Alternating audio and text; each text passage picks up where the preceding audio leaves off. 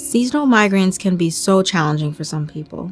One of the first reasons is that a change in season represents a change in being able to predict occurrences.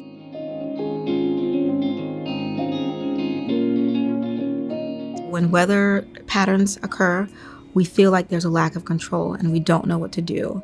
I can't control when it's going to snowstorm. And if a snowstorm is my migraine trigger, then that can be rather disheartening. Other changes that occur that can impact migraines are, for example, in the fall time, we fall back in the timing, and that can lead to a change in sleep-wake cycles. So if someone sleeps too often or if someone doesn't get enough sleep, that can cause a migraine as well. For many holidays, the hallmark of celebration has to do with food, whether it means there's fasting that's involved or there are certain types of foods that people indulge in.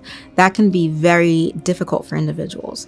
Fasting, for example, represents inconsistency in eating patterns, and that inconsistency can trigger migraines. And during Thanksgiving, you sit down to a big feast. That can cause migraines as well because there are certain ingredients that can be triggers. When we think about the hustle and the bustle of holiday shopping, there's a lot there that can be irritable to the brain, especially a migraine brain. We have long lines. We have a lot of noise. People can be very noise sensitive. And in the holiday season, we hear ringing bells, there's music that can itself cause a migraine. The stress of shopping, that as well can cause migraine. Many factors in the spring can trigger migraines. The first one is we spring forward in time.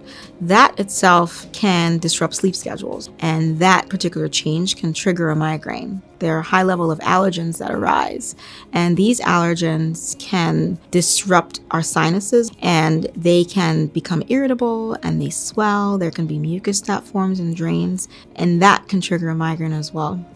The other thing that happens in the springtime are inclement weather changes, and particularly rainstorms.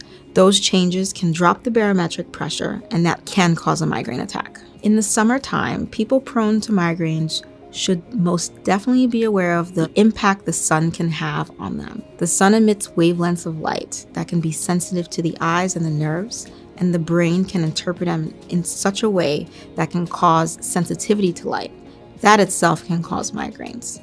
The heat can cause us to lose water in our bodies and sweat. That can lead to dehydration, and so that can cause migraines as well. So in the summertime, we need to protect ourselves with sunscreen, wearing sunglasses, and also drinking a lot of water to keep the hydration up in the body. A migraine trigger diary can be so important in migraine management. I think it's the number one piece of advice that I give my patients. It most definitely can help the individual be more in tune with their body. And all they need to do is keep an account of when they have a headache. Just simply put an X on a calendar. When they start to do that and they feel comfortable, they'll see a pattern that arises. And when they recognize those patterns, they can start to make connections between what's happening, for example, with food, with the weather, and see if they're cause and effect relationships and start to recognize triggers that can cause migraine.